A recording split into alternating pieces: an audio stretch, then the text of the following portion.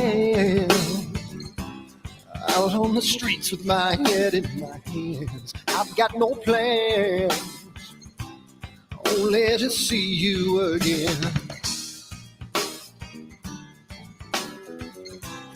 Don't get me wrong, sometimes I like being kicked on the ground. I'm not that strong, but then I come to my senses. Yeah, I'm coming. You can feel my power, and I feel what is real when she feels me.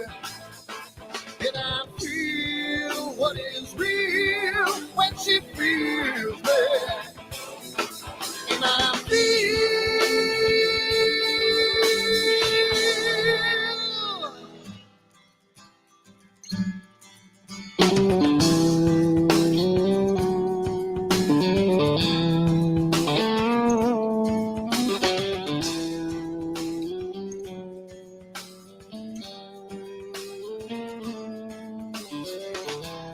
don't be afraid.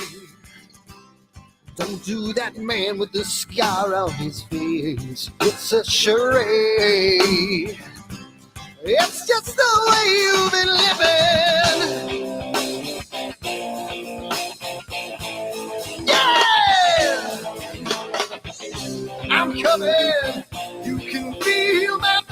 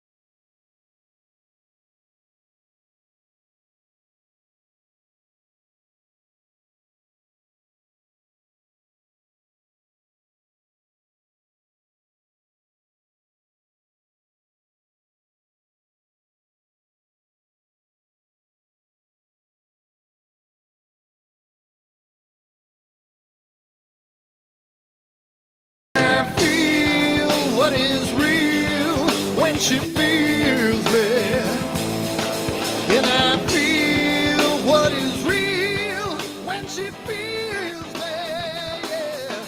And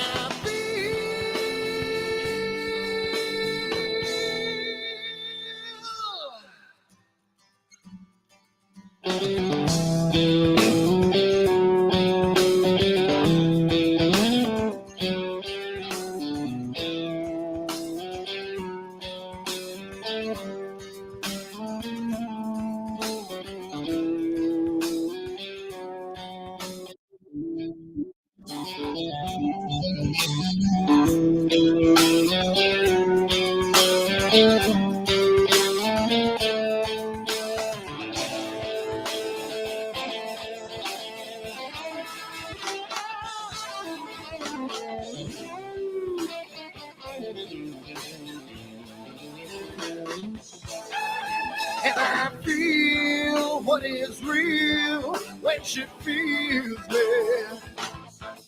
And I feel what is real when she feels me, yeah.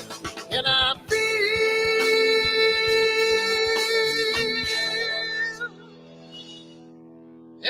feel what is real when she feels me.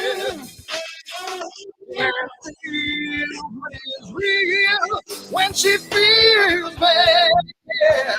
And I feel.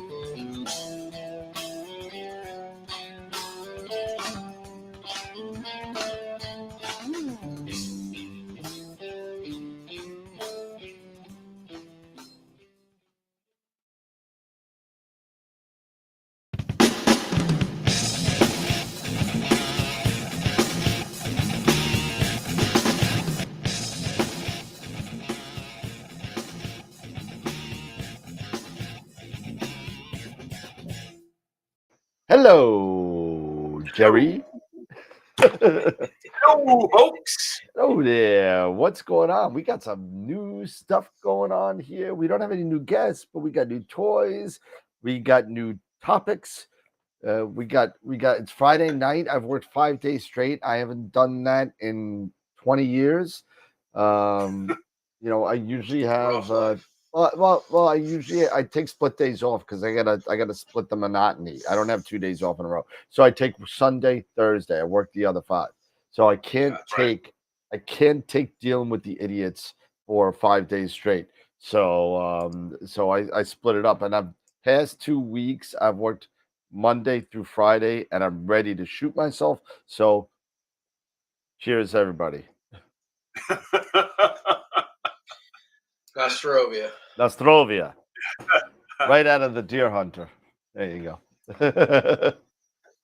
Well, yeah, so we're going to be talking about a bunch of stuff. That we're going to be talking about Pluto. We're going to be talking about collimation. We're going to talk about some Graxpert stuff, right? And we're going to talk about why the Capitals really, really suck. So there we go. So we don't talk about that. Did you see Ovechkin laughing when what's his name hit? What was it? Hit his what was it? 800th point or something? He was laughing about. He was laughing that he made it, but it was like, oh, right. It was a cool thing, but it was just it was weird. But anyway, so I guess really quick, new stuff in the AstroWorld store, right? We got full line of Wander Astro lap panels, rotators, and power boxes. So there you go. Shameless plug. You can come get them. There you go. Beautiful, beautiful thing. How thick are those rotators? They go from M54 to no, they're actual optical thickness. I could grab one Actual for you. I mean, I can find out. They're really not actually. I got the website right here. So a lot of people are going to be using the M54 because that's the smallest opening that they have. Okay. It goes all the way up to M92, which is a monster. Wow. Yeah, That is a monster. Rotator Pro. What is it? Let's see. Yeah, the Pro's the M92. And the biggest one is only 16 millimeters thick. So, okay. Not bad. The mini, the 54 millimeter, let's see, it's got to be probably like 14 or something, I would think. Only 420 10 millimeters.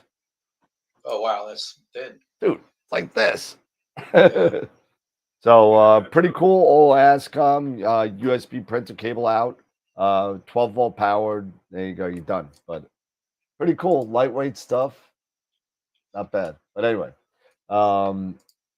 So tonight we're looking, and you know what? I thought about this because this is something that that's near and dear to my heart because I actually wrote one of my astronomy papers way back when I was in college about this because it was kind of one of those things that was going on at the time. It was a bigger controversy, I guess, than it is now about the dog planet Pluto. You know, is it a planet? Is it not a planet? Is it a dwarf planet? Is it a Kuiper object? Is it TNO, a trans-Neptunian object? What is it? So I'm curious to hear any thoughts about the chat, any thoughts from you guys, what your guys' outlook is on that, and I got some points to bring up because I did some research on it many years ago in a paper, and I did some things have changed since I wrote my paper in 2006, I think it was. So it was 20 years ago I wrote this paper, but things have changed. But what do you guys think? Is it a planet? Should it be a planet? Should it not be a planet? What do you think? I think that it resembles a planet, but for the rules they, I resemble that remark. It's not, because it's not in the same orbital plane as the other planets. It kind of disqualifies it. I consider it a dwarf planet. That's retarded or something, out of plane.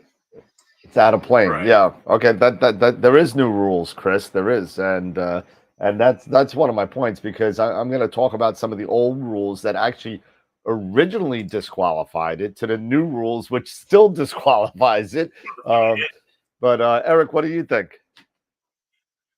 I grew up with it being a planet, but to everybody's point, it's not the way it is. It's how it's orbiting and everything. Yeah, it's probably DQ'd as an actual planet, a genuine planet. But yeah, I agree. I agree, Chris.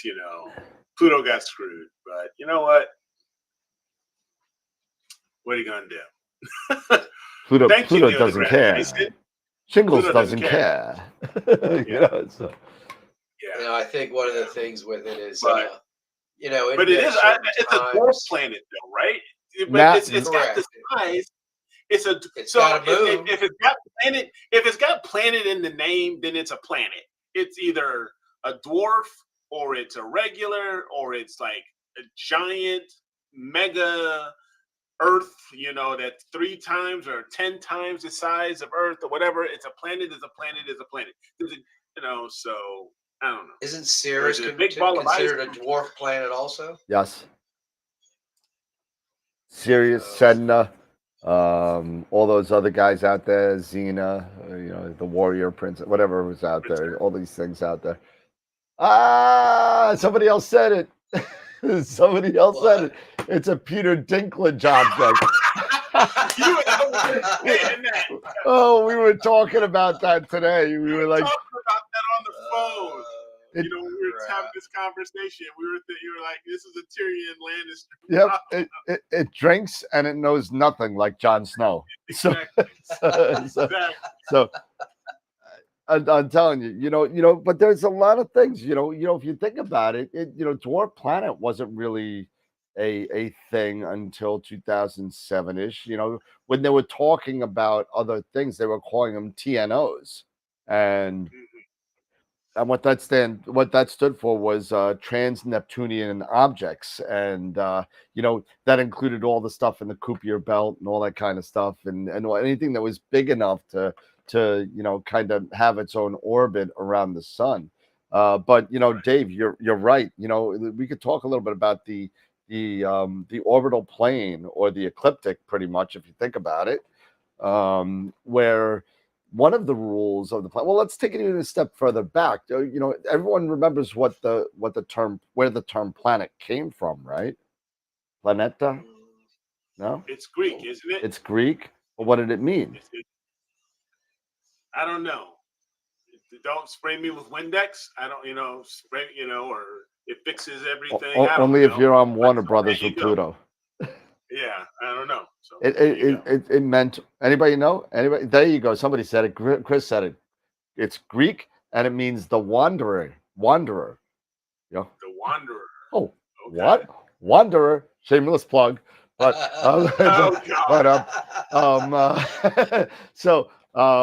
yeah, it means wander. And what that really meant in the sky was these lights in the sky just changed their position based on the background stars, and nobody kind of knew what it was, so they just called it Planeta, and it was the Wanderer. So it kind of like moved back and forth, and it got really weird when they started really talking about precision, and you started to recognize these things not only go forward but they go backwards. They're sort of going back and forth and back and forth. So it's about wanderers. So by that terminology, yes, Pluto is a planet. Now we move forward a couple of thousand years, right? Retrograde motion. I'm sorry, not precision. You're right, Chris. My bad. Retrograde motion. Wow, you're really dark, Dave. You're like the guy from Silence of the Lambs, and it puts the lotion on its skin, or it gets the hose again. Turn my little spotlight on. How's that? There you go. Now you're like, I had some fava beans with a nice Chianti. So meant wanderer, and it's all about retrograde motion. Thank you, Chris. You're exactly right. Precision is actually the wobble of the planets going around in a 26,000 year kind of thing, where the pole kind of moves around like a top in the planet. So that's what precision is. So I apologize. That being said, we move forward a couple of centuries, and we, our knowledge of the universe supposedly got a little bit better, right? And so, a couple of people came out with some rules, and one of the rules were the planet needs to go, it needs to orbit the sun. First rule, right? It needs to orbit the sun. Okay. The other rule is that it's got to have mass enough to resemble a spherical object. It needs to be close to a sphere. That's the second one. And the third rule was that it needs to be within plus or minus 10 degrees of the plane of the orbit, the orbital plane. Okay, so that's what it was back pre-2006. It was kind of like that's what the rules were. I think there was one more. Oh, it also had to clear its neighborhood of any other debris or anything, so it wouldn't smack into anything. Okay, so that being said, first things first, Pluto, everything orbits anywhere between Earth being 0. All right, so if Earth is 0 on the ecliptic, right, everything goes between plus to minus 7 of the plane. Mercury being at the biggest difference at 7 degrees, and I believe it's Mars at 1 degree or something like that. So pretty close to the plane. So things aren't going to smack into each other when they when they go around, right? Because they're all going in the same kind of direction, right? That being said, Pluto orbits at a 17-degree angle of the orbital plane. So you got things going like this, right? And you got Pluto going like this, right? So that's a problem for two reasons. Number one, another one, I forgot the fourth rule. One of the other rules were the planet can never get closer to the sun than any other planet, and Pluto broke that in 1977, where it got closer, and it stayed closer than Neptune to the sun for 20 years. For 20 years. I don't know if you remember, in 1996, finally it got further away from Neptune and became the 9th planet again. It was the 8th planet for 20 years. Right. Yeah. So that's a big problem too. And you think about it also, its orbit goes all the way into the Kuiper belt, all the way in, outside everything that we have in our solar system. It goes around in such a way. So that's another thing. Now the one thing that Pluto's got for it, it's not a moon, like I believe Eric or Dave said. It's not a moon. It does have an orbiting moon. I think it's Sharon. Sharon, yeah, Sharon, right? Sharon, whatever you want to call it. But there's a lot of interesting ways that you could think of Pluto as a planet, depending on what rules you go on. And if you take the modern rules, well, it didn't clear its quote unquote neighborhood because it goes into the Kuiper belt, right? It has it's got a spherical shape and it orbits the sun, but that third rule kind of boots it now because the IAU changed all the rules again in 2006, 2007 to make this neighborhood rule, even though before Pluto was still violating the rule. I'm sorry, I know that we got some Clyde Tombaugh fans out there that live near where he lived. Sorry, I think it was just like kind of this thing that everybody felt bad for the guy where they should make a planet for him. And that's why they called it the dog, because it was just a dog. And who let the dogs out? Woof. Yeah. But yeah, so that's my opinion about it. I don't know if anybody else has an opinion out in the chat. Feel free to come out. I see Ceres Vesta, a few more planets, dwarf planets. Planet X, if it's out there. And if you even go a step further, people were looking for planet Vulcan for a while inside the orbit of Mercury. And people searched for a long time. Nobody found anything closer to Mercury. So yeah, I would think that'd be not likely. The whole damn thing will burn up. Yeah, inside of Mercury, and you'd think you'd see it, transverse the sun at some point, but can't. Then it's not. I mean, Mercury's pretty darn small, and I was able to see that with a 60 millimeter. Yeah. So, Planet X, Planet Y, Planet Z. All right. Well, I told you that was going to be a quickie. I didn't think anybody had any thoughts about that, so I thought that was burned up into a puff of smoke, just like Cheech and Chong. Oh, there goes the dog. Hey, Dave, pour me a call of that wine. It's Friday night, fellas and ladies. All right, so I guess that's the end of that topic. Nobody gives a crap about that, apparently. So that's okay. That's okay. I'm okay. I had thought of something really quick, and that was it. So we're done with that. So let's move forward about some astrophotography stuff, right? And it is newbie night, and since I do not much of this, I think Eric's probably the foremost authority on this subject because me and Dave are both pretty much refractor users, with the exception of your RC, I think, right? Yeah, yep. I do have an RC. Yep. But hey, yeah, we had a good chat waiting. Thanks, Chris. So basically, my topics suck, and that's okay. I'm all right with that. So come up with some topics. Damn it, let's go. It can't just be me thinking about stuff. Come on, sometimes I got writer's Oh, block goodness. here. So Oh goodness. so Eric, we're newbies night. Yeah. Let's talk a little bit about collimation and Schmidt-Cassegrains and the challenges that it poses to new people, because a lot of people get scared. When you mention the C word, they get scared. Yeah, they do. And it's okay. It's not as bad as, pending on, in my opinion, the telescope that you're referring to. It may not be sometimes as bad as some people think. And what exactly, first off, is collimation?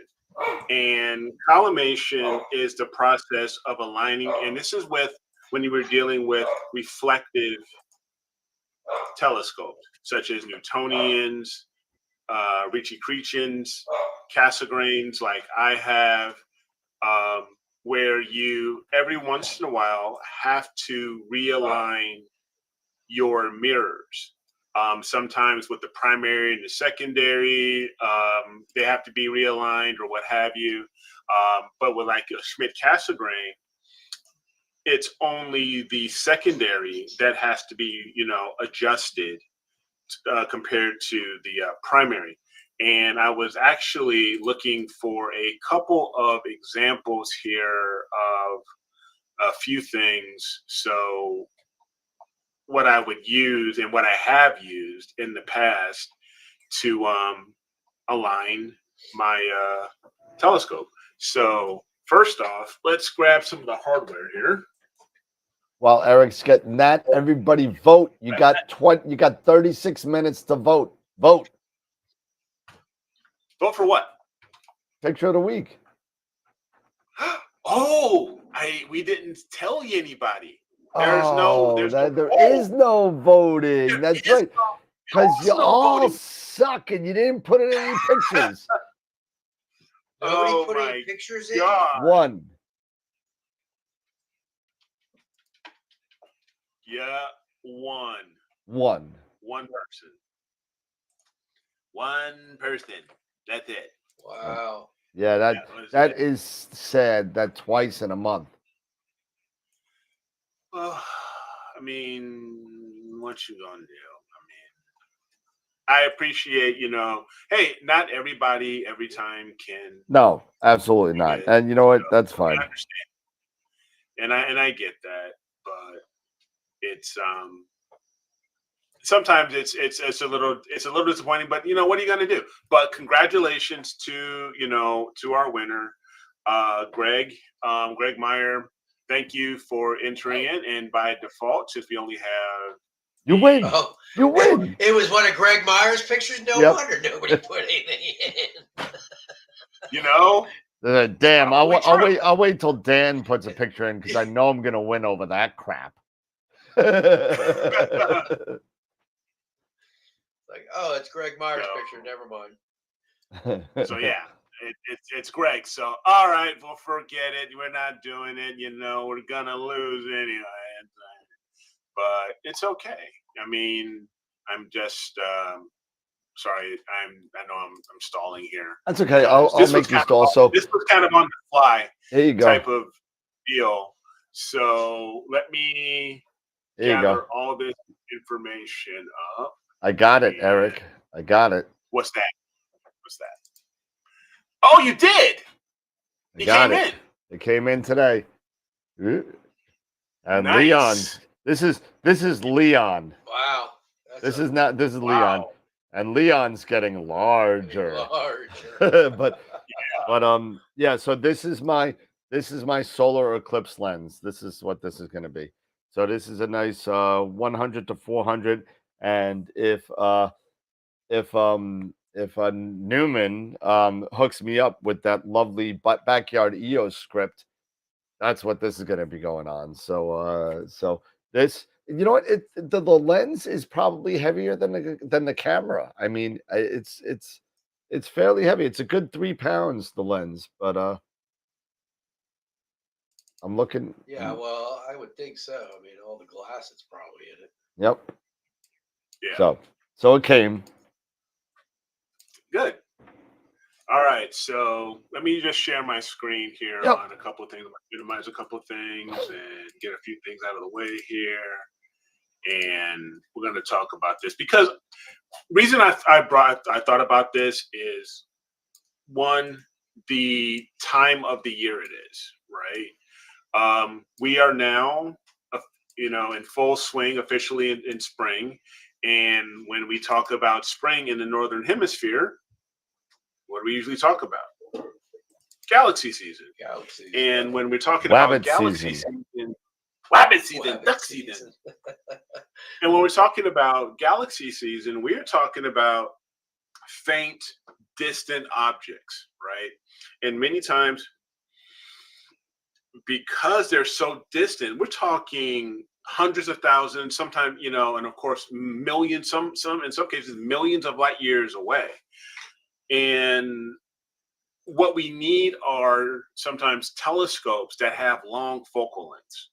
And those telescopes are usually some of your reflectors, like the Ritchie-Chrétiens, like the Schmidt-Cassegrains, because things that are over maybe like 1,200 millimeters of focal length, because you want to get that that reach out there to pull in these faint, distant galaxies.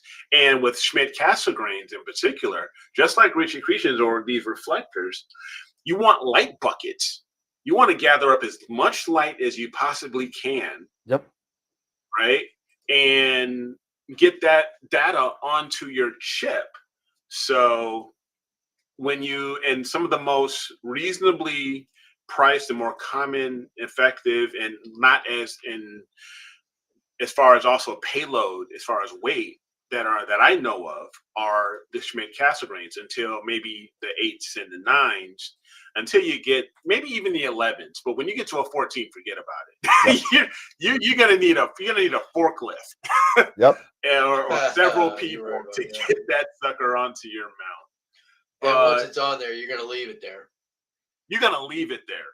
So I'm gonna share, and I know I've talked about this in the past, but it's always good to remind people, especially when it comes to this time of year, collimation and checking the alignment of, especially in my case, these mirrors. And there's a couple tools that you can use. And I'm going to share my screen here real quick. And let's see. So here's one. Now, this is when this was my former 8SE. And as you can see here, a lot of times when you purchase Schmidt-Cassegrains, first off, let me back up here. To collimate a Schmidt-Cassegrain, you really only need to manipulate and work with 3 screws. Here, these 3 screws just on your secondary mirror. Now, most of it in Celestron and Meade, when they ship these out brand new, these are normal Phillips head screws. And while you can use those, of course, to collimate and align your mirror to your primary, you take the risk of damaging your corrector plate here, right here. You risk, scratching it, things like that. So they have released items such as what we have here, which are called Bob's knobs, where you can install these, and Dan has them here. He sells them. Out there, so another shameless plug. Where you can use these in replacement of those, Phillips head screws. And this will make your life quite a bit easier. I will admit this. It will make your life a lot easier when it comes to collimation.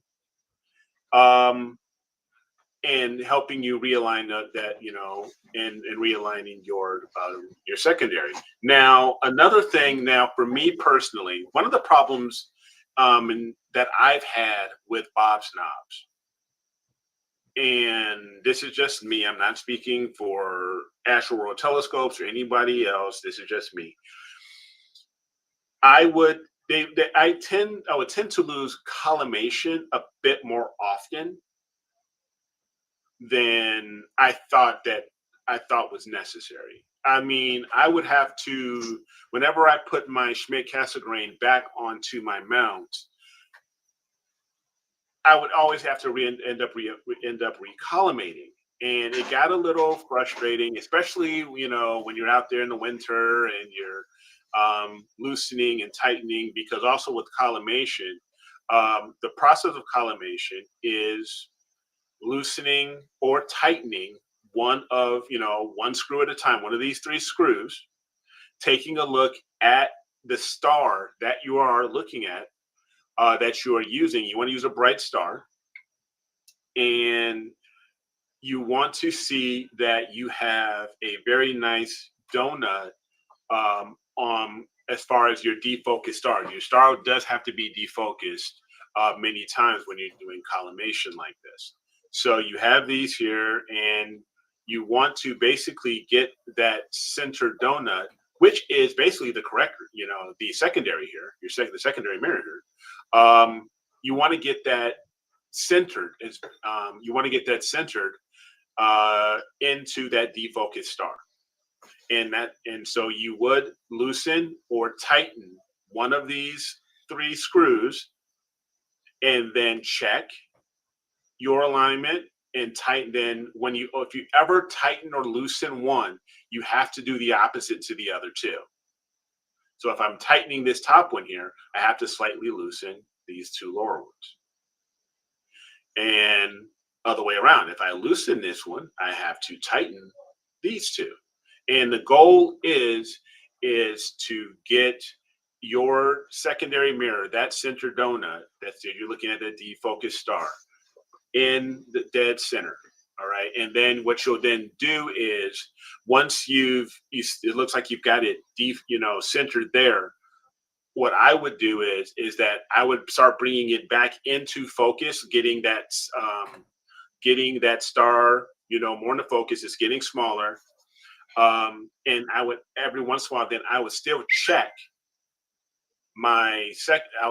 the collimation to make sure that center donut, now it's starting to become a smaller dot, is still centered. All right. And slowly do that until, I get my, the star into focus.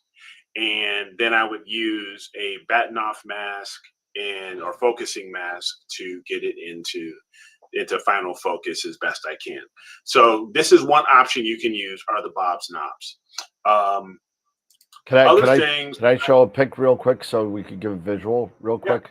Yeah. Just to give people a visual real quick. Yes, thank you. Top one right here is a severely uncollimated scope right here. Yep. And this shows some really darn good, rings here. I mean, I've had multiple Schmidts and I've never seen anything this defined. But this is how it looks. So you got that donut right in the middle where you don't have a fat end and a skinny end and things don't look like teardrops. That's how you want your collimation to end up when the scar. You got to remember, I think somebody said it, rinse, recenter, repeat, or whatever, Exactly. Exactly. Chris is saying that exactly. You got to make sure, if you make a change, you got to get that star back in the center of your image, because if you just continue to do it and it's all the way to the left or to the right, you're not doing yourself any good. You got to make sure that the center of the optical image is the stars in the middle, so that everything's aligned and going straight. Right. Now, one thing that I have done was when I would collimate, when I was using my ASIR, and I believe you can even use within SharpCap, I would create the crosshairs. Yep. Right. Within the ASIR, and I would fill the defocused star into because it's all, you have the circles, it's all, you have the cylindrical crosshairs and everything. I would get that star to fill out that space, and then I would use that to help me with getting my secondary mirror, getting that secondary when I'm collimating, getting it into the center of that target. And now I believe SharpCap has something very similar when you're using crosshairs and stuff. So they are really, really, really helpful. And that's something that's been a tool that I have used, and I'll get back to that in just a second as well. We're talking about crosshairs. Now, another tool that I have used as far as my collimation screws, because as I mentioned, my collimation screws, the Bob's knobs, like I said, they would loosen. It got a little frustrating. Then I went to this using wing nuts. Now, one thing you can do is definitely, if you're curious about making sure you have the right size screws, you can refer to Celestron's website, Meade's website, your manufacturer's website to make sure you are purchasing or going to get the right size length of screw for your particular telescope if you are going to attempt something like this. Now, here I'm using the stainless steel wing nuts in place of the Bob's knobs, and the reason I did those is because this way I was able to still keep my gloves on when I was outside and doing collimation, and I could still loosen, tighten, or do whatever I needed to do to collimate my telescope. Now, another tool that is out there, and we will switch over to this real quick. Try that. It's one of my favorites. Now, I will stop sharing here real quick as far as the screen. I don't know, man. That looks a little uncollimated there. I don't know. I think I saw some. Yeah. Quiet use. So is a Tribatanoff mask, and this is the Tribatanoff mask that I have for my 8-inch telescopes. And what this does is it creates these guys. It creates multiple diffraction stars on a focused, and this is a focused star. And the goal of collimating using a Tribatanoff mask is, as you can see, you have these center spikes because you have the 3 spikes, and then you have the one in the middle for each side, right? You want to have them dead center between those 2 other diffraction spikes, the ones that are going off at an angle. You want to make sure everything is totally lined up, perfectly centered. And so, like this, it's pretty damn well, collimated. That one's good, right? yeah. Yeah, and so again, this was me using my ASI Air and using the Tribatanoff mask to do this, and it's the same process. Now, there's one question that I had when I was doing a video on using the Tribatanoff mask with with my Schmidt is, how do you know which diffraction spike is which? The way you basically understand and which diffraction spike is which is I would use a piece of cardboard, or you have cardstock, anything like that, and you can cover two of the screws. So you would cover one side of the screw, so you're only leaving one, right? Let me go back here to the preview to my sharing here. So you would take your cardboard, cardstock, what have you. You would cover one side of your telescope only leaving one screw showing. Now, what that would do is when you go back to your Tribatanoff mask and you're looking at everything, it would basically leave one set of these spikes. So that way, you know, okay, this is the screw I'm working with. If this one's out of alignment, this is the one I can start working with. And then I can either push, pull, re-get everything back in line, because as Dan said, when you are manipulating these screws and moving these screws around, doing this push pull, you are moving your star out of focus. You're moving it out of the way, and so you have to use your mount and slightly move it back so you can get it back in line, so you can see what you're doing. And then I would then check. I would tighten or loosen those other two screws. And then I would go to the other spikes, right? Again, covering up that one I just worked on, as well as another one, and do the same thing. And just continue to do that until all 6 diffraction spikes, center diffraction spikes are like this. And the more you utilize tools like a Tribatanoff mask, or if you're just doing it off of if you don't have one of these and you're just using a distant defocused star, which is just as fine, but this is a much better tool, and I think it gives you a bit more accurate as far as within your collimation, and they're not that expensive. I mean, if you have a 3D printer, you can look up plans and 3D print one of these yourself.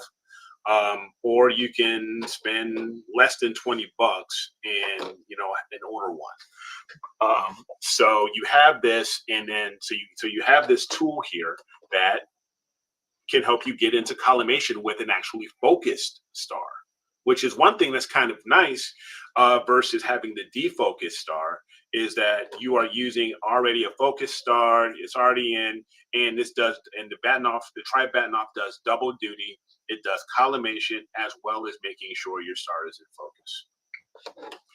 Now, if I go here to another photo here, those are the 3 notes. Okay, so now I'll stop sharing there. So that's one. So these are a couple of examples of what you can use.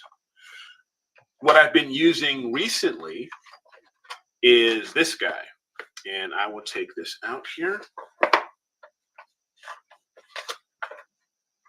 I don't know if you guys can see. I'll show you that this goes on the screen. OCal. This is the OCal collimator.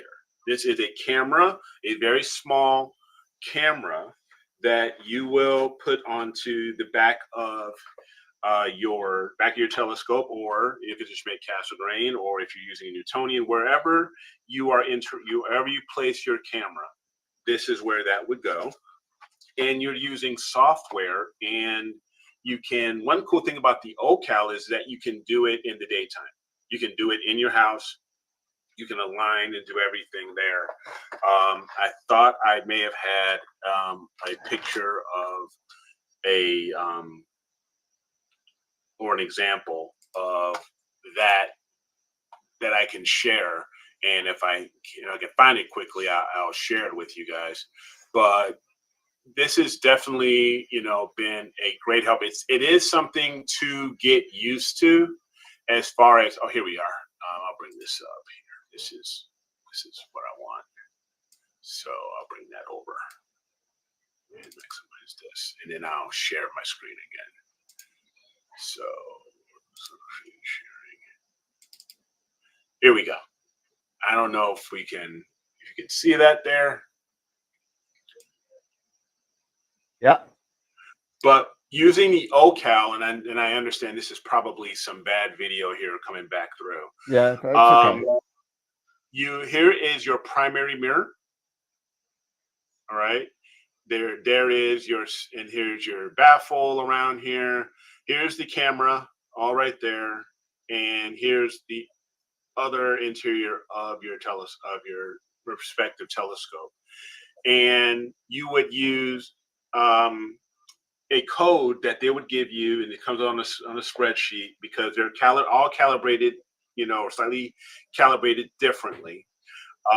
But once you get that information, and once after you buy your OCal and you get this started, I'm using my computer here, you would create these circles. I have this circle here, circle is another circle here, and this crosshair is basically representing a star. And then I would then indoors utilize my collimation screws to get everything in line, into these circles here, and get the crosshair set up, make sure everything is all lined up.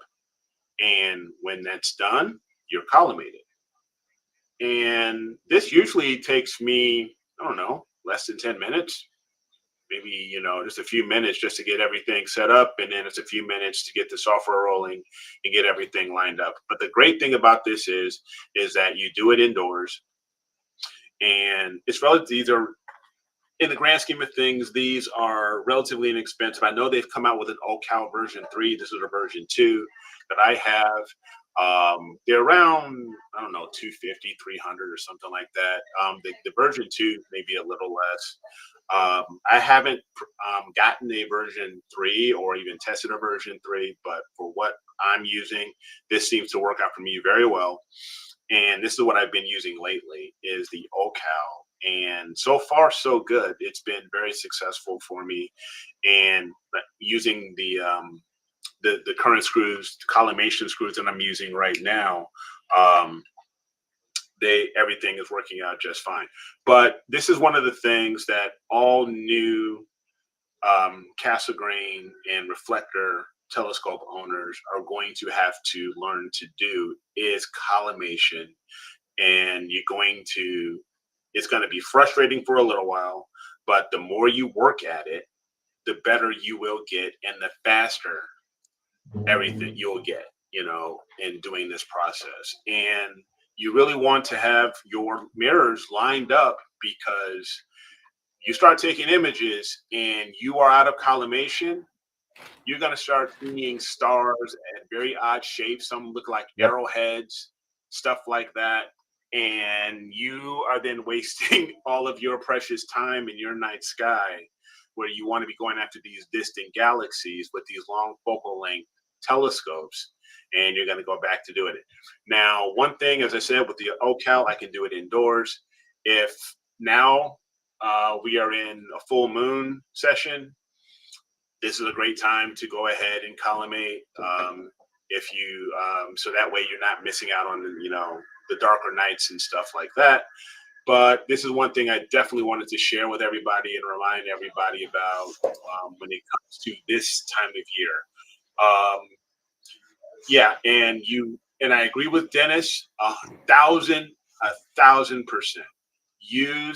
If you don't have the OCal and you are using a Tribatanoff mask, or if you're using a just a distant, defocused star, however way you're using, it's patience.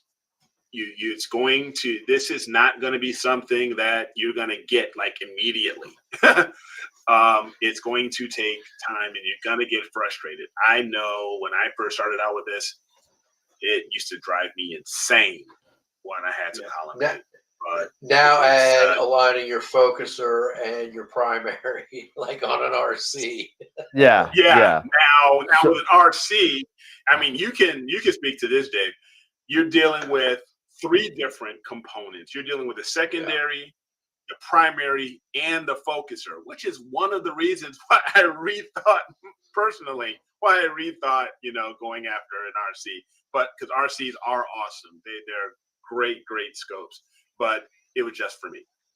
But it'll test your patience for sure. But you have to just stick with it. And there's multiple different tools that you have to use in the course of doing it. It's tough. Yeah, it doesn't sound like fun. when I try to do mine, it makes it even harder because I use my night crawler on it. Yeah. So you're putting the night crawler on it, and now you have very little space for those primary adjustment screws to get in there and try and adjust them. And then not only that, it's not easy to do. So let me go back to the OCal for a second, because I've used the OCal and I've had, and maybe it's just not me being as proficient as I am with just a star test, because I find that, a star test to me and my eye or the camera, is a lot easier to me than even doing it during the daytime, because sometimes I've seen with the OCal that even after doing it with the OCal, it still requires a little bit of tweaking. Do you find that? Do you not find that? I mean, depending on the day, I'll be honest with you. There have been moments where I have had to do a little bit of tweaking. Yeah. And it's not, and then I did get frustrated with the OCal initially. But again, it's about patience, and then you're working at it and you're figuring out the right way to do it and the right process. And it took me a little bit of time to figure it out, like a lot of other things. But when I got it, and now I'll be honest, it's fine.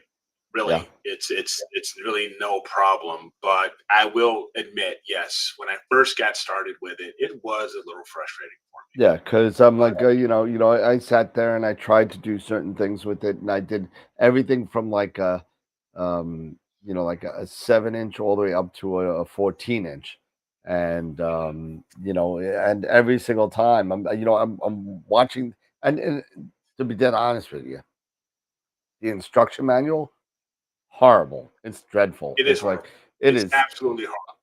I don't know. I don't even know how to write, and I could have wrote a better manual than that. But it was pretty bad. Just trying to deconstruct the instructions to kind of figure out what's going on with it. But and then let's be weird, and let's be honest. It's also because of maybe part of the language barrier. Definitely, without a doubt. But I mean, then even then.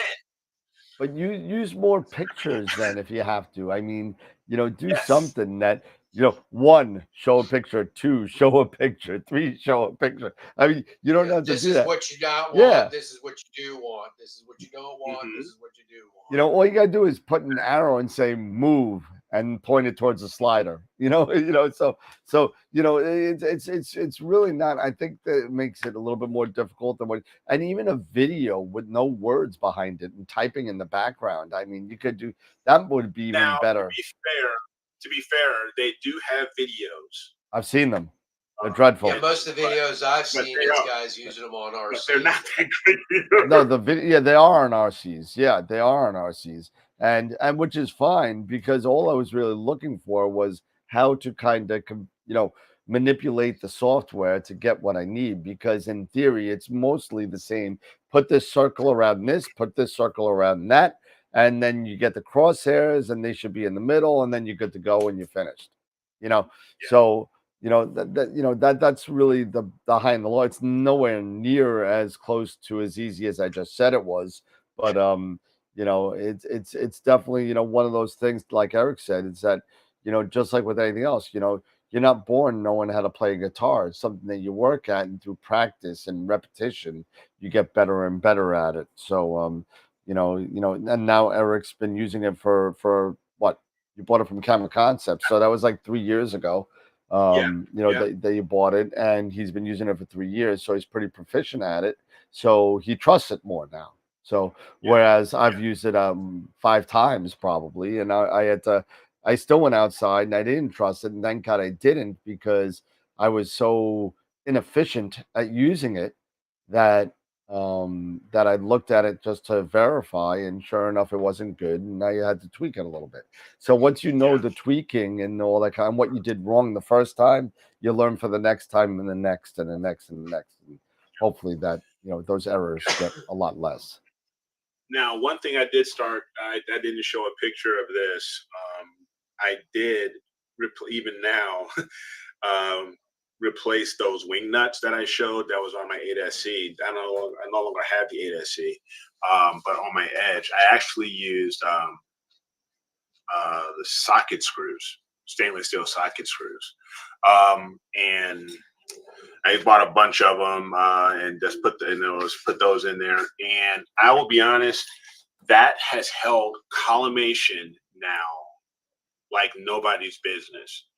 Using those coarse threaded socket screws, the right length that they needed to be. And I believe for the 8-inch, I want to say they were 12 millimeter socket screws. And let's see here. Yes, 12 millimeter. Sorry. M5 12 millimeter. It's been holding its collimation. I have not needed to even use the O-Cal or anything in the past, I'll be honest, almost a year. It's just held with using those particular screws. I don't know if I got lucky or whatever, but it's been locked in, and I've been kicking out images recently. I'm sure a lot of you have seen some of my recent Galaxy images and of the Medusa. Yep. It's locked, so it's set. But definitely one thing you always want to do when it comes to this time of year, and if you are going to, and you have these telescopes and you're going after these galaxies, make sure that your gear is working properly. And one of those things you do have to do as part of it is check the collimation of your reflectors and make sure you're good to go before you get started, or else you're going to have a long galaxy season, and it's not going to be a fun one. Nope.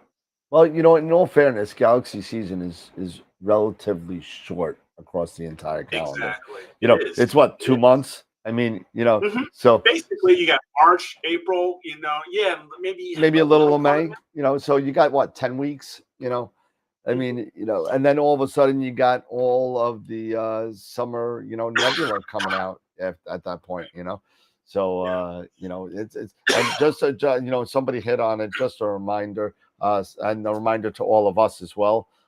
April 3rd is going to be our first 8 p.m. Wednesday show. So all shows starting April 3rd will be 8 p.m. Wednesday and Friday night will be 8 p.m. No more 9 p.m. shows. Everything starts, and somebody else said maybe because we are getting bigger, we should start using Universal Time. So I looked it up. So Universal Time, it's midnight, 12 o'clock Universal Time. So as of right now, once we get out of daylight savings time, it will be 12 o'clock. It'll be 1 o'clock Universal Time. So just wanted to throw that reminder. UTC equal British time. All right. Well. Yes. Greenwich time. Yeah, Greenwich Mean Time. Greenwich Mean Time, like V. Yes. Yes. So there is that as far as collimation and galaxy season and all that fun stuff. And speaking of galaxy season, and we are in the middle of galaxies. We are not in the middle, but we're getting really. No, we're getting into there. Another week. Yeah. Yeah, we are really into it. There are some really great targets that are out there. I've got M94 that I just recently finished. You have the Virgo supercluster. Yep. Where if you're doing wide field, you can get Markarian's chain. And you can get lots and lots of galaxies that way. Oh yeah. You have the Leo triplet.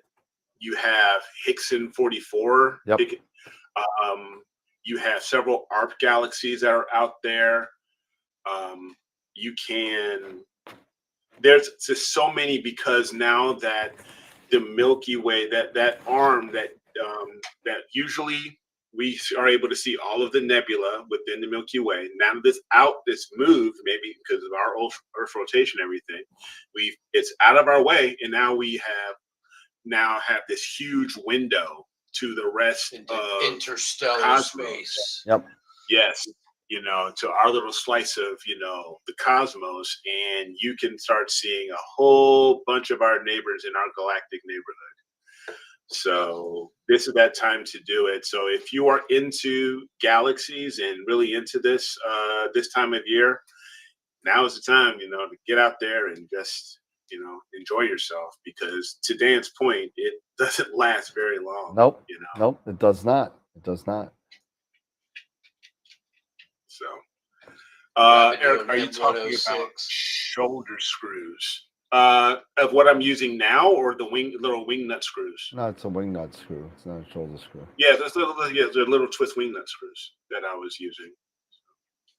Yep. Intergalactic. Yeah.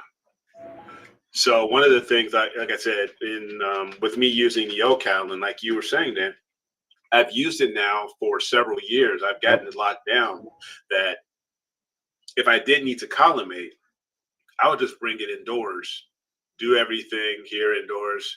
So I don't need those wing nuts, or I'm not really doing anything outdoors. And I would then I can get it right back out onto the mount, and I'm ready to roll again. Yep. Man, I'm just hoping I could get some imaging done this summer and spring and stuff like that. I got my beach permit ready to go. I've had it for a couple of months. So New York State parks are open to me. So you know, I could be in a beach permit to be on state land on open past past 5 p.m. past sunset. Yeah, you need a beach permit. Interesting. Tom, I totally agree with you. He was saying, he made this comment, it's pretty cool to image an object that the light left before the dinosaurs bit the dust. You ain't kidding. Oh, yeah. I explained this to my daughter and my wife just recently, because Cadence has started getting a little bit more of an interest now in doing something a hobby, and I encouraged her to say, hey, just hang out with your old man, because she said she wants to hang out with her old man, do something with me, and I'm loving it. And I said, hey, would you like to learn about the night sky? So I just actually installed Stellarium on our upstairs computer, our little kitchen computer, so she can learn the basics. And the basics for me are, number one is to learn and understand the night sky and know what's around us. Right. So I'm really looking forward to seeing how, if she progresses with this, if she catches on, it'll be a lot of fun for, father and daughter to hang out. I tried to do that with my niece, and who I miss so much. I just haven't seen her in 15 years. But her name is Haley Starr. And her name is Haley Starr. So for her 15th birthday, I bought her a nice 6-inch a 6SE. I bought her for her 15th birthday, and we used it a handful of times, and I don't know if she used it ever since then, but I'm sure she still has it 20 years later, I think. But I mean, I'm sure she still has it, but we'll see. Yeah, we'll see. Yeah, I actually was telling you, Dan, that I got, because I'm trying to get ready for the eclipse, and I actually broke out one of my old telescopes that I've had, one of the original telescopes that I had when I wanted to get back into astronomy, which was my Celestron 102 Mac, the AstroPhi. Yep. Sure. So I'm going to actually use its mount to use with my DSLR and the ASI Air, and I'll take that with me to Indiana and set up the ASI Air to do all that. So yeah, I'm taking this guy, and I'm gonna say thank you in the beginning for Norman for sending me the Backyard EO script, which he's gonna send me to run this guy for the eclipse, and hopefully I can enjoy it and chill out and whatever. Just as a side note, for those of you that missed, the registration for Cherry Springs is now closed and has been closed for a while. It opened on the 18th at 4 p.m. and it was sold out on the 18th by 8 p.m. Really fast. So yeah, I might have some tickets available. I'm not sure. We're gonna have to see. But it depends on who I promised to already and who actually is gonna go. So I mean, I do have some. I did buy a couple of tickets, but we'll see. The camera is a 6D Mark II, so that's it. Yeah, and I'll use my 6D when I set mine, work on mine. Yeah. Kind Same of a camera, bummer just a different noise level. That's it. Yeah, basically. But it's been, snowing up this way. So we ended up getting like 4. Yeah, we got caught with a late winter storm. So it's we got 4 inches, and I was really hoping this weekend to get out and practice with this new setup that I'm going to use, but it doesn't look like that's going to happen because the clouds are going to be here as well. So it's going. We've had some clear nights, but it's been windy. Yeah, it's been really windy here We've had clear, but it's been like 20-mile-an-hour winds with gusts in the 30s. Yeah. Oh, it's been bad in New York too. Same thing. So last night was calm. I guess I got 9 hours in last night, more on 106. So okay. See how that goes with the new filters. I got about 6 hours. Oh, those are the Enlias, right? Yeah. Those are them. I love you, man. So yeah. So one thing is that because Dave's making me think about it. There's one Galaxy Target that I want to image that I have not yet, and that's the hockey stick. Oh yeah, the whale and the hockey stick. Yeah, the whale, and the whale's right there too. The whale and the hockey stick. Yep. So you're not allowed to get the whale on a hockey stick. You don't like hockey. You don't want to have anything to do with hockey. You don't want to. Whatever. You know what? You can't get hockey. I want to do it. You know what? I just want to do it just to spite you. Oh, I got a hockey stick. I'm fine. I'm good. I got my whale and hockey stick. I just don't show my stuff. I'm gonna do the hockey stick and superimpose this logo over it. Oh. Yeah, so like the New York Isles, same thing with the hockey stick. We'll just take the hockey stick and put the. So I was like, is it M109 the vacuum cleaner? Is that the one they call the vacuum cleaner? I always thought that was a cool one too. The vacuum it's got cleaner. That real thick bar through it. I think it's M109. Is it 109? Gideon's asking you after the Washington Capitals, what team would you support? The Ducks? The Ducks? Why the Ducks? Why you go from Washington to what? Anaheim? I don't know. He's just messing with that. But no. Have you had a chance to? Yeah, it is. I have M109 vacuum cleaner. Yeah. Is it the vacuum cleaner? Yeah, vacuum cleaner. Yeah. M109. Oh, the first thing I get is the M109 howitzer. That's what I got too. You have to put Galaxy there, or type in messier. Why is it the vacuum cleaner? Doesn't look like a vacuum cleaner. Well, Maybe it looked like a vacuum cleaner in 1781 when It's got that thick bar in the middle of it, though. It looks really cool. Yeah.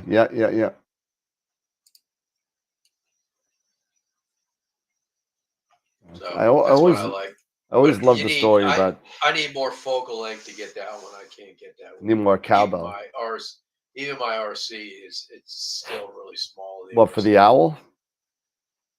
No, the owl, man. I can get that. Oh, I thought you said the owl. I'm sorry. No, M109. Oh, okay, yeah. Gideon, any Chicago hockey team? For me, of course, there's the Chicago Blackhawks, but there's my local farm team, which is a farm team for the Chicago Blackhawks, which is the Rockford Ice Hogs. No.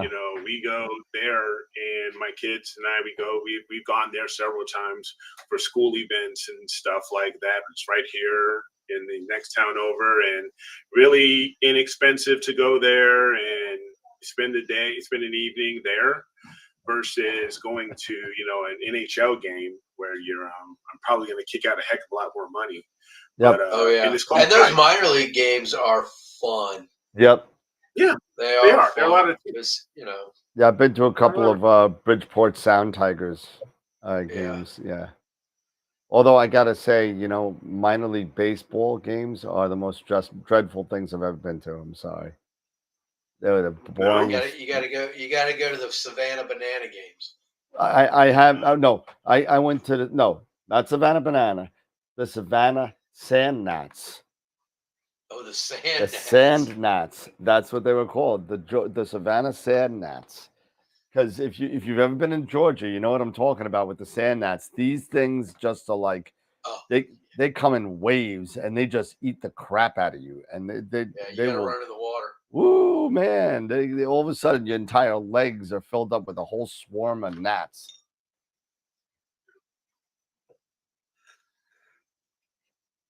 So other things as far as AP and astrophotography, a couple of things. I've been working on for those who know and don't know, I've been working on my website, astrowitheric.com, and it's getting there. It's just a lot of image and data entry right now. So, but I don't know how many of you guys have seen some of my more recent images, especially when we talk about galaxy season. So I wanted to share these real quick. Is this there real quick?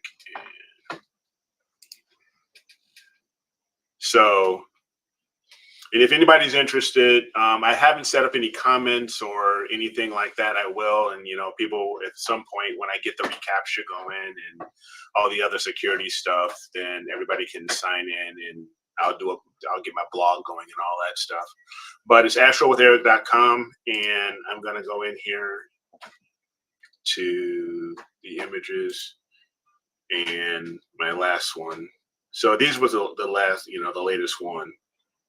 So this is the one that I thought was really cool. M94, the Croc's Eye, or is it the Croc's Eye or the Cat's Eye? Croc. Which one? Croc's Eye. Croc. I mean, because some people call it the cat's eye. There's a different Cat's Eye. There is a Cat's Eye, but it's something else. Yeah. But that's the Cat's Eye Nebula. Yeah. Yeah. So so there's this one here, and there's even this faint halo. Yeah, it barely comes across. There is a faint halo that you can see that comes from this guy, which I thought was really, really cool. And so this one I was quite pleased with. And that, one cool thing about astrophotography, I bet if I went ahead and I redid this and I processed this from, started, back into PixInsight and I processed this again, it would come out totally different. Yep. It's almost like each one is like almost like a snowflake, right? They're always different. And if we go back here to the other one I was working on was that I finished EC2 2903. And this one was in Leo. Yeah, in Leo.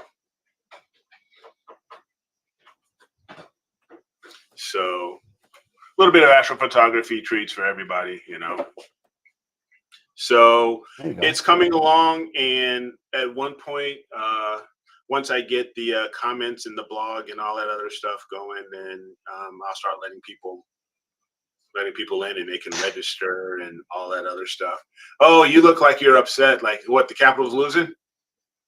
They are. They just missed a goal. They should have had it. Story of my life. Yep, there it is. So if anybody's interested, you can feel free to go check out the work in progress right now at astrowitheric.com. And and if you have any comments, once I get everything up, there will be a comment section and all that other stuff as well. So, nice. And the other thing I wanted to talk about was PixInsight. A little bit of the new update. The new updates. I haven't done it yet, but I got to do that. Yeah, so if I bring up Pix Insight here, I'll bring it up. Excuse me. Yeah, and I'll go ahead and share my screen here. And I was looking at because for those, I'm sure everybody knows by now, when it comes to Pix Insight, there's a new update. And as part of that update, they have released a gradient correction tool to address gradient, the gradients that you have. And here I did a really quick processing of or integration of M81. These are very, very small. Something just that does not look good at all as far as on the screen, but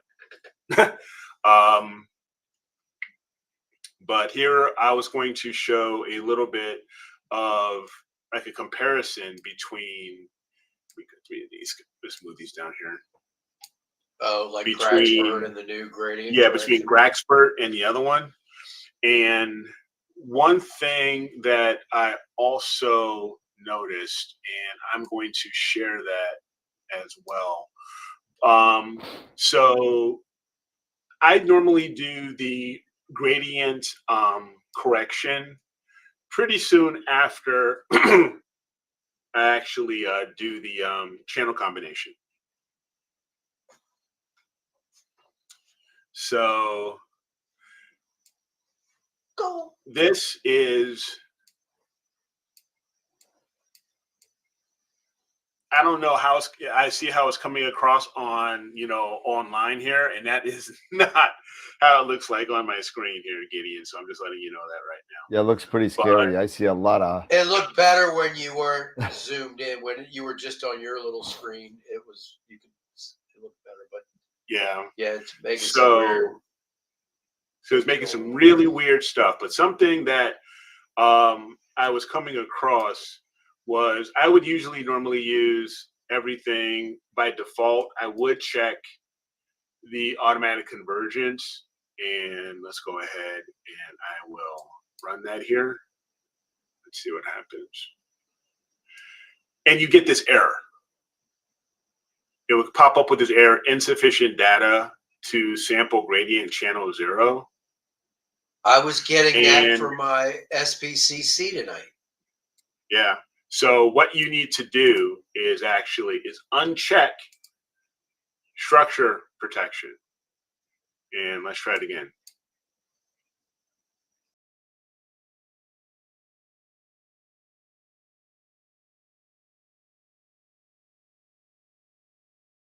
And then there it goes.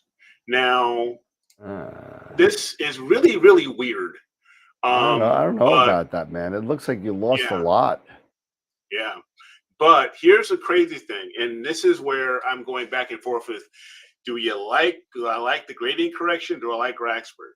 Now, if I go to Graxpert and it's under script, it's under script, toolbox, and Graxpert, and I use subtraction and everything. And I'm actually going to choose the first one here and check it. Let's see. It's going to be this one here. Let's see how this one does. Much better. Much better. Much better, right? 10 times better. Yeah. So the one on the right has the same exact process as done before as the one on the left, except exactly. It's simply just a clone. So basically, that's like the difference between a nice fried shrimp and some escargot. I mean, I'm not a fan of escargot, so I mean, So now, Eric, the only question I have for you is, obviously, that image, because there's not a ton of stars in that image. What would happen if you ran DBE on it? That's a good. Well, let's take a look. And how good would that look? How would that look? You wouldn't have to put a ton of samples in that image for DBE. Right. Let's take it back. So I've gone back, and let's go to DBE. So we'll go processes, all processes, dynamic background extraction. I find myself doing all three and seeing which one's the best. Yeah. So let's take a look. See here. I have my parameters. Sample generation. Click on your image. Why isn't it? Click on your image.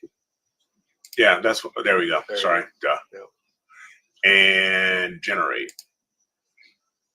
Oh man, those samples are small. You got to increase your tolerance. Those are small. Yeah, I got to increase it. So, what do you think?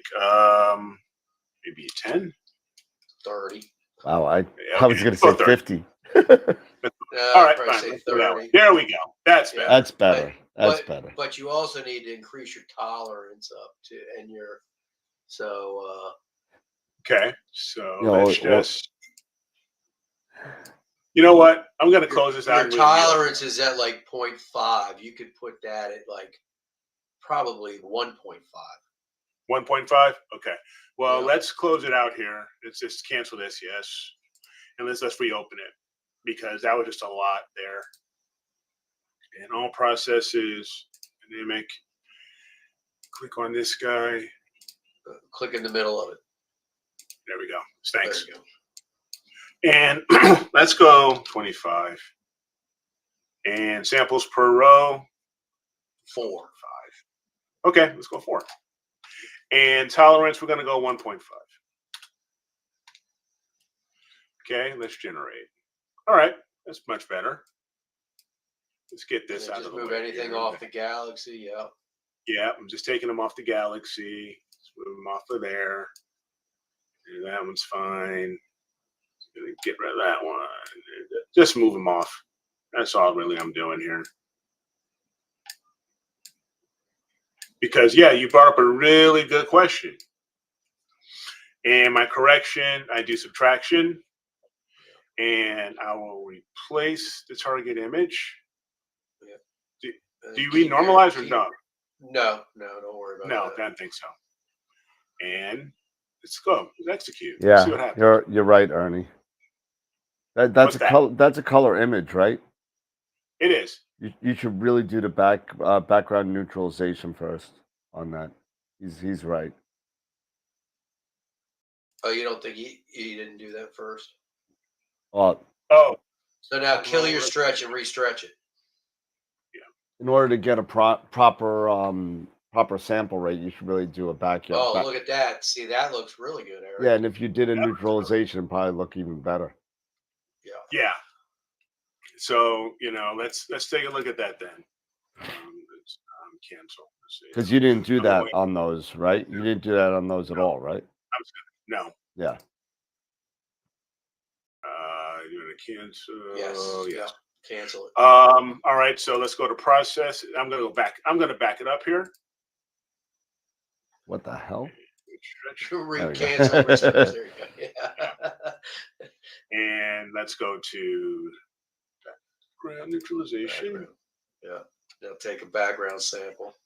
Yeah, and I'm going to take a background sample. A white light and a regular. Yeah. Yeah. So there's that. I just use target image for. Yep. You could do that.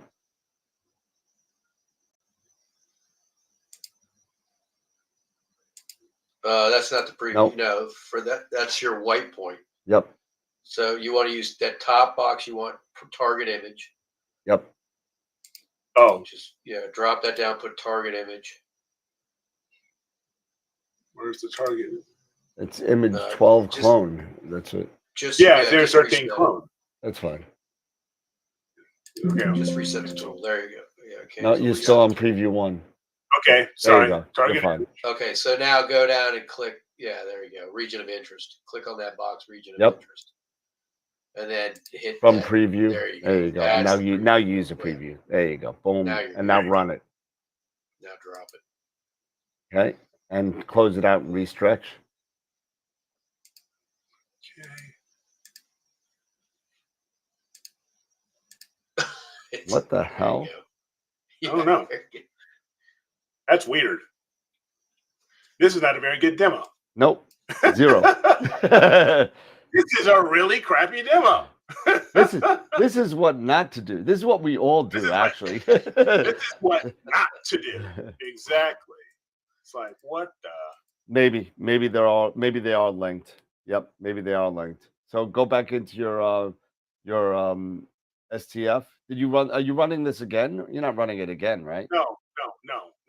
Go back into STF, unlink the channels, and then stretch it. Yeah, you're linked. Yeah, now re-stretch it. No, they were unlinked. They were. They were. All right. They were unlinked. Yeah. Yes. So Kitty's like, this is a very bad demo.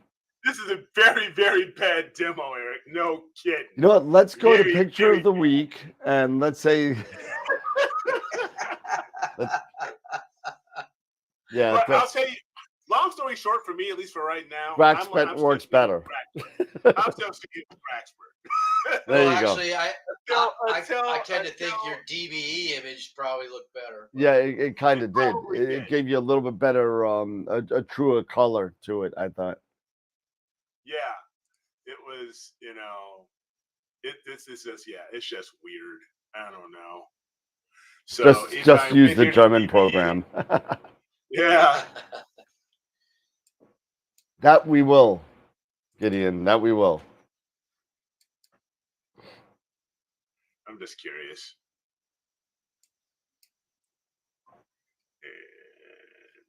Ernie said you have to be linked, not unlinked. Linked. What's this? Hit it. Close this.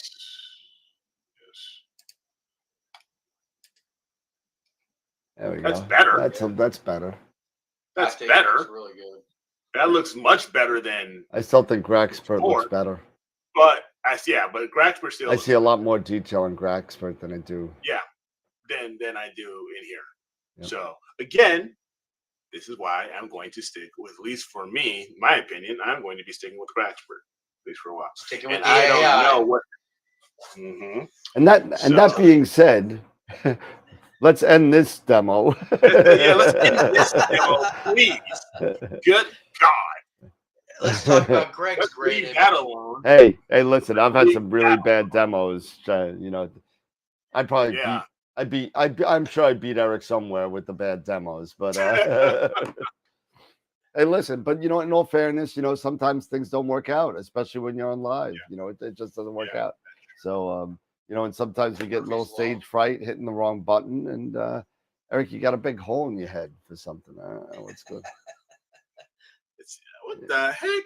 That's your damn green screen and your crappy lighting that you got. Oh, good Lord. Yeah. All right. You got too much light. You need to get to the powder room. Get a little. I know, right?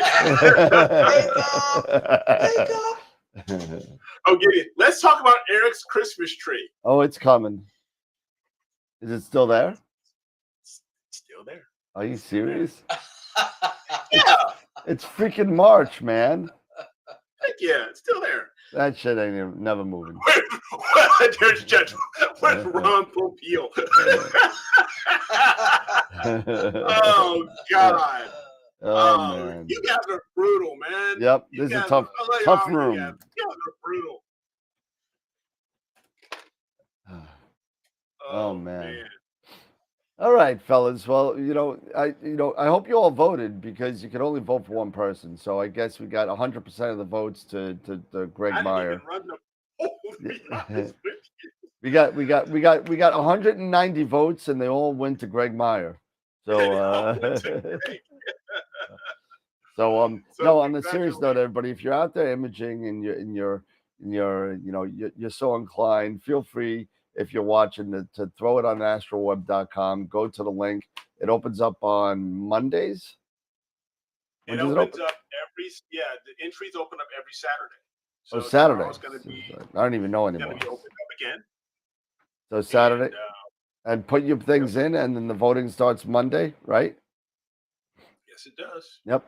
So actually, no, it starts Wednesday. It starts Wednesday. I don't even know when that. Ever since I let Eric run away with it, I don't know when it starts. I have no idea.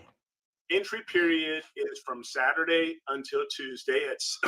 Is from Saturday morning until Tuesday morning at 7 a.m. Eastern. And then so you have plenty of time to enter in your photos, and it doesn't matter if it's a recent photo, a past photo, as long as it's your photo, something you've worked on with your own equipment, nothing from a remote imaging site or a service or anything like that. So that's all we ask as far as the honesty. It could be a collaboration between two members. Yeah. It could be absolutely.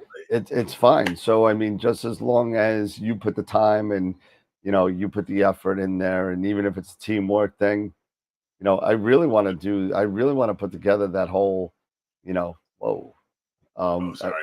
the whole maybe collaboration where everybody takes pictures of the same thing this spring, spring and summer.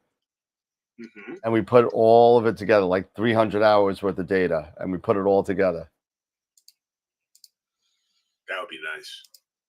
And Eric's going to process it. Yeah. So congrats. Well, that is a nice pick, though. That's a nice pick. Picture of M78. That's a really interesting framing too. I like the framing of it. Yeah, so that is a really, really good picture of M78. So yep. Congratulations. I'm curious where he took that, because he has a tendency to go to a lot of dark sky sites. Yeah, well, that's okay. Hey, it's all good. As long as it's your data. No, I mean, it's your gear. Hey, all good. Because my M78 hasn't come close to this, but we'll see. But anyway,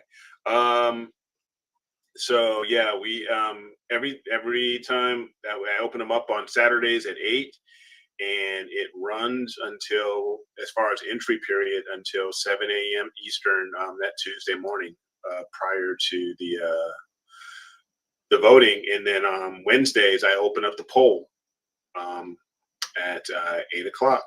So it should be, I think I've got everything set for this one coming up. Oh, I just realized that. It's my boy's birthday, March 29th. So there you go. My eldest, Joshua, it's his birthday on the 29th, next Friday. So, but yeah, let's see if we can get more than just, one entry this time, guys. Just saying. If you ever, hey, if we only get one, we only get one. Been like feast or famine. We either have 7 or 1. It's Yeah, I know. So yeah. All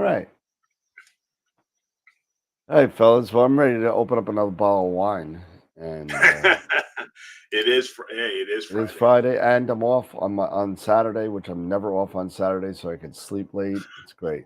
So. I'm watching it. I'm watching it on NHL.com. I'm watching it. Holy crap! 5-5. I know. I see it. Dude, it's crazy. Anyway, it's nuts. All right, Eric. Final thoughts? No. All right, good. No, you said no. You're done. No, you said no. You finished. I said no. You said no. I don't need to take this. I'm out of here.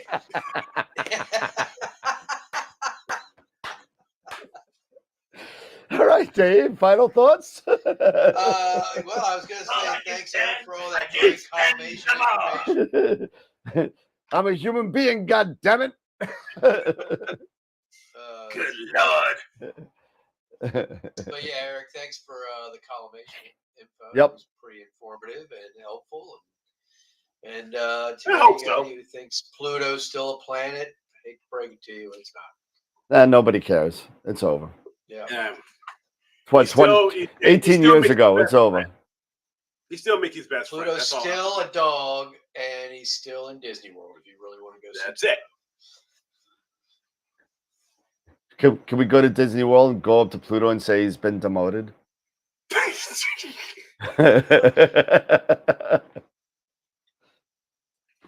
Yeah. All right. Cool. So everybody have a great weekend. Have a great night. It's going to be good because I'm going to be sleeping till what? I wake up tomorrow. I'm going to get all caught up on that sleep because I'm tired. And hopefully I get some imaging done. I haven't done any imaging in like 8 months. I've done 0. Hopefully now that, WBPP is my friend again, and as well as Blur Exterminator, get rid of the the lovely fake star trails that happen with my telephone wires. I think we're done with that. So I'm just waiting for it to get warm. I don't want to have to go out in the cold yet. And then because I don't know what I'm up against, because I haven't put anything on that mount that's mine in like 9 months. I've tested other people's scopes and it still works fine, but you know how it is when you don't touch things for a while, things go wrong. And so I'm hoping that everything is going to be fine. I'm sure everything will be fine. I definitely need to retweak my polar alignment probably. Yeah, I think I need to retweak mine. Yep. My guiding last night was not great. I'm thinking my polar line was a little out of whack. Yep, and it happens. But so it's 9:38. Everybody enjoy your weekend, and don't forget on April 3rd we start at 8 p.m. on Wednesday nights. So we're not up all night, which is nice. So that's good. But all right, everybody, have a great night. Take care. Enjoy your weekend, and remember, as always, keep imaging, keep educating, and clear skies. And we'll see you on Wednesday night. Take care, everybody. See you, everybody. Bye-bye. Later. Peace. Deuce. It's 9 times.